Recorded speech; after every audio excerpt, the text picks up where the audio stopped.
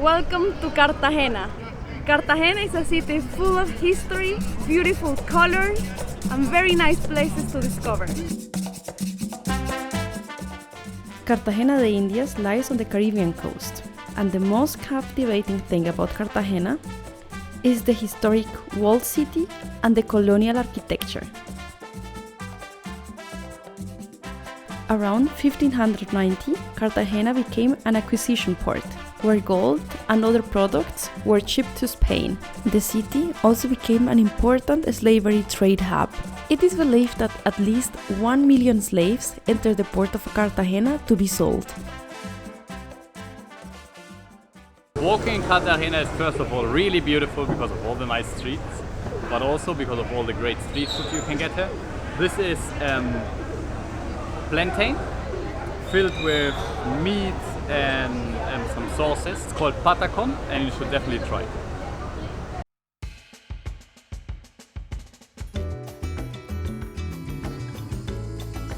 Cartagena's historical center is just so beautiful. It is so romantic. I have been here for around 5 times and I can never get tired of these sights. As Christian has mentioned before, one part of visiting Colombia is of course the culture and the sights, but also the second part is the food.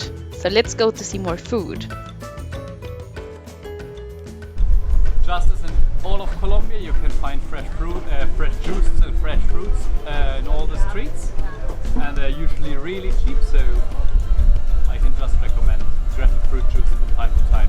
This is the famous seafood cocktail from the Caribbean coast of Colombia, and it has some shrimps, it has some octopus, oysters, and I think some other Some snails, I think? snails as well, yes, snails. And it's really tasty. It also has some onions and a little bit of tomato. Here we are at the Fort San Felipe, which is the main fortress of Cartagena.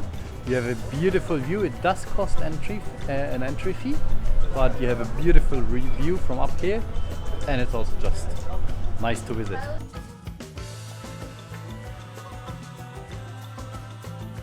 The prosperity of the city made Cartagena a target of attacks by pirates and other European empires. Therefore, an extensive wall was built around the city and also the fortress of San Felipe. We have seen now the vast history of Cartagena by day. Now let's go to explore its nightlife. If you like quiet, you can find in Cartagena beautiful streets just for yourselves.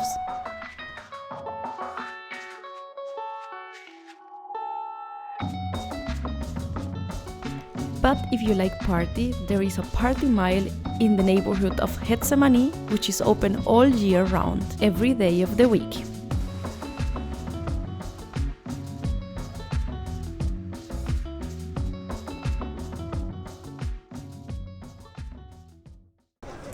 After spending a beautiful day in Cartagena, now we're going to one of the Caribbean islands, part of the Archipelago Islas Rosario. Exactly, Islas Rosario. Here in Cartagena, the ocean is not so clear, not so without blue waters, but rather like grayish.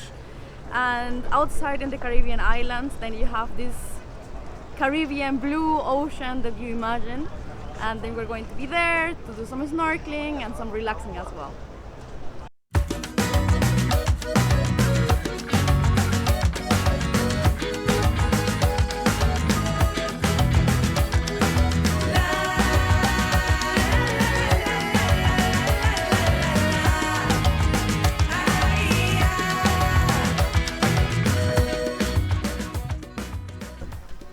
In the Rosario Islands, we are right now at the Isla Grande.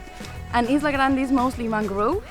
So now we will do a mangrove tour going from the day to the night. It is 5:15 p.m. and then we will see how the sun goes down and how the mangrove goes to sleep. And also we will finish on a lagoon, which is known for having bioluminescent plankton.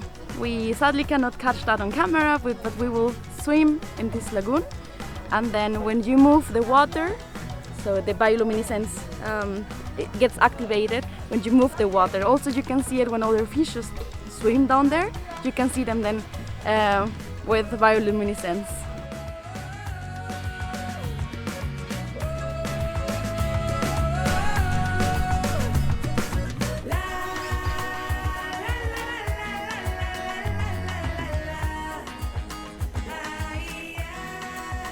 We were able to see the plankton, however not at its full bloom, as it wasn't its season, and also it was full moon.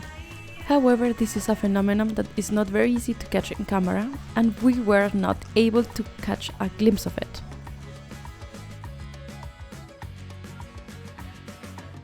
Besides the mangrove, there is not much to do in the island, besides snorkeling and chilling, and that's what we did for the 2 whole days.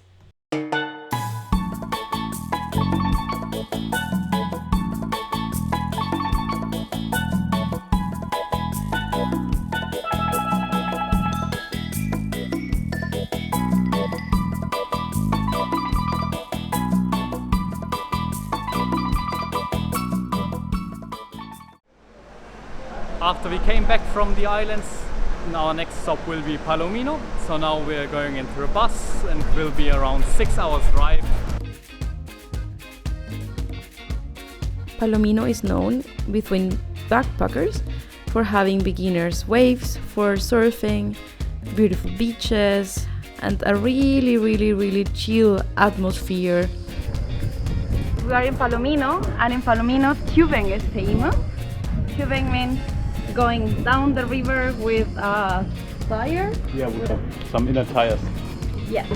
So we will not go now with the car for I think 20 minutes and then walk another 20 minutes and then go down the river for 2 hours until we reach the sea.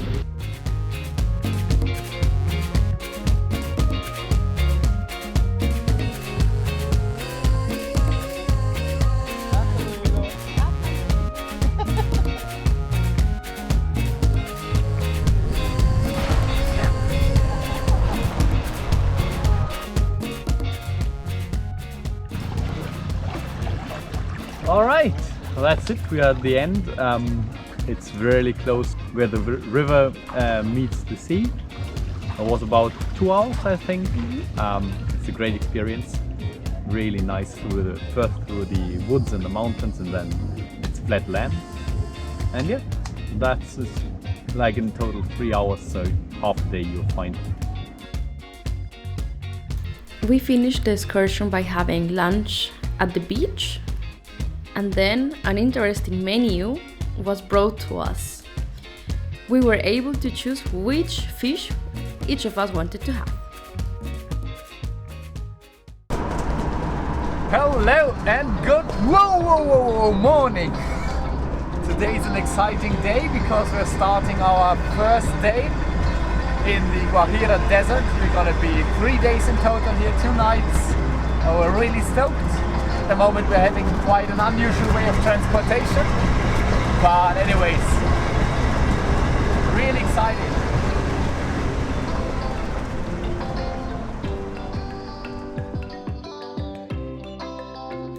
Our tour started in Rio Hacha, and the idea was to visit on a jeep the most important parts of the Guajira region of the farthest north points of Colombia.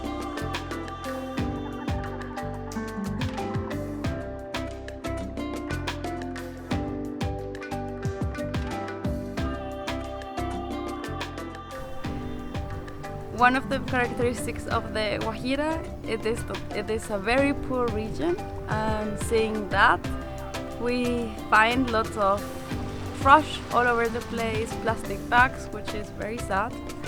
One from the environment, but also the people that you see here, they are very poor, and they come to you always asking for water and food. So we came a little bit prepared, and we bought a big pack of water with small plastic bags of water, because there is no other way how to transport water without a plastic bag, right, or a plastic bottle. And we also bought some candies for the children and some bananas as well for them. Right now we are in Cabo de la Vela, which is a small town next to the Caribbean Sea, and here the water is quite calm. We will have lunch here, and then later we will explore the regions around to see some nice views of the sea and some nice beaches. These are the Wayuu bags, which is the same name as the indigenous people that live here. And these were the original colors, a little bit like black, white and brown. And nowadays they come in different colors, like these ones, or pink, orange, many beautiful colors, and they are nowadays famous around the world. And they take really long to make them. Yeah, so I think for these ones it's like 1 week, and there are more complex ones that take 15 days to complete, and you can buy them for around I think like 16 euros? 16 like euros, this. yes, one bag. This one took 15 days to complete. After having a short free time in Cabo de la Vela, we went to visit the surroundings, and the first stop was the Rainbow Beach. It is called like that because when the waves hit and then the water drops fly around, then many rainbows are formed in the air. So after Rainbow Beach, we are now going to go up the small mountain here, which is called Pilón de Azúcar. I think it's around 100 meters high, and you supposedly have a really nice, beautiful view over the surroundings and the landscape here.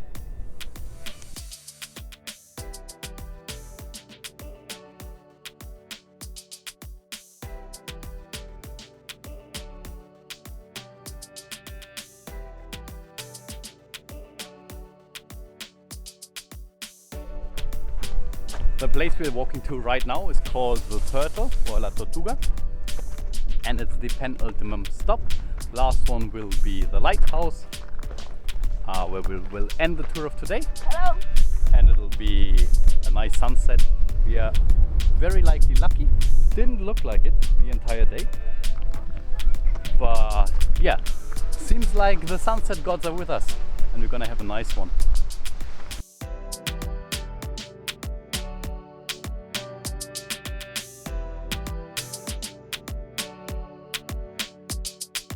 And now, last act of the day, we're gonna enjoy a nice beer while we watch the sunset.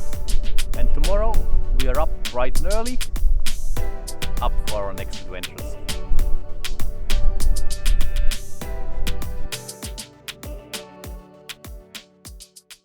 We woke up very early this morning at 5 a.m. to start the tour at 5:30.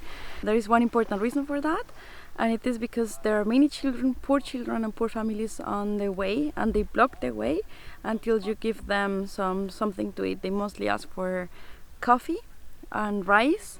We didn't know that. We bought some cookies and also water and also bananas, because we didn't want to give many things with plastic. But some of our offerings were rejected. Our water and bananas and cookies were rejected. They wanted money, and we couldn't give them money because there are so many families. I think we made until now like half an hour, approximately 10 stops. So if we give in each stop money, we wouldn't have any money at the end. And also we're going back in the same way, so it's impossible. And it is beautiful. It is completely desertic. It is different from the way from Rio Hacha to Cabo de la Vela, which is where you still see some trees and so on, and here there is almost no vegetation at all.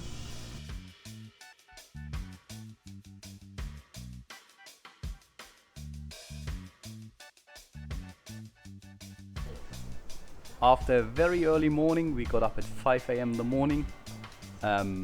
We reached our final destination for today, at least where we are sleeping, which is called Punta Gallina. The drive here was amazing. It's a fantastic landscape, and if you come in this region of Colombia, you should definitely go in the Guajira Desert until the end. Punta Gallina it's called. It's definitely worth the effort. It's amazing landscapes. We will have a tour now around the sites, and the place is amazing. It's called Hostal Alexandra.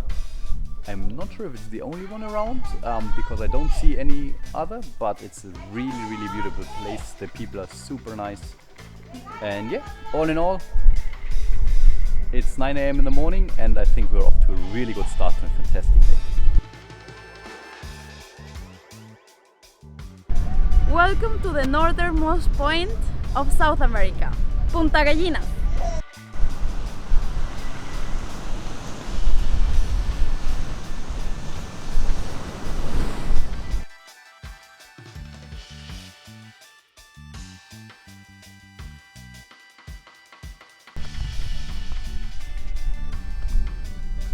We arrived at the dunes of Taroa, or Dunas del Taroa, which is an amazing place you will see right when you come over the edge. There is all the sea on the other side. It's absolutely stunning. And it looks like a tiny bit of Africa.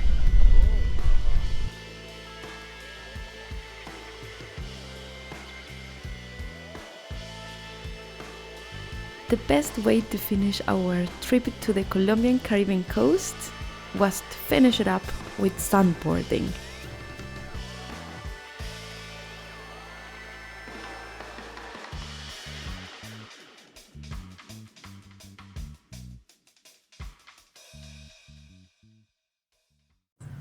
Thanks for watching, If you liked the video, give it a thumbs up and hit the subscribe button below.